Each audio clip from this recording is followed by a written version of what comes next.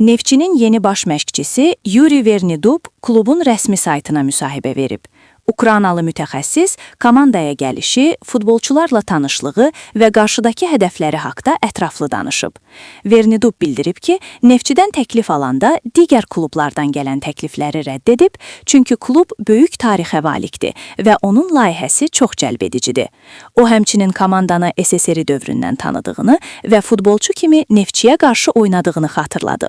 Yeni məşqçi heyətin keyfiyyətli olduğunu vurğulayıb və hər mövqedə güclü futbolçuların toplandığını bildirib. Əsas prioritetimiz mövcud futbolçuların oyun səviyyəsini yüksəltməkdir.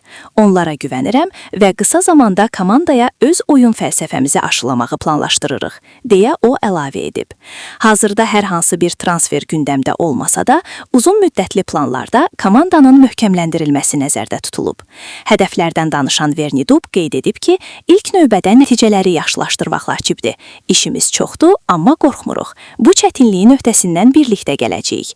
Neftçi yalnız çempionluğa layiqdir və mövsümün sonunda ön pillələrdə olmalıyıq.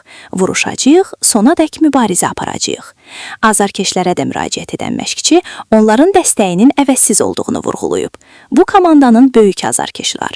Onlar hər oyunda bizi dəstəkləyir, biz də hər oyundan sonra onları sevinclə evlərinə yola salmaq istəyirik. Xahişim budur ki, dəstəklərini əsirgəməsinlər.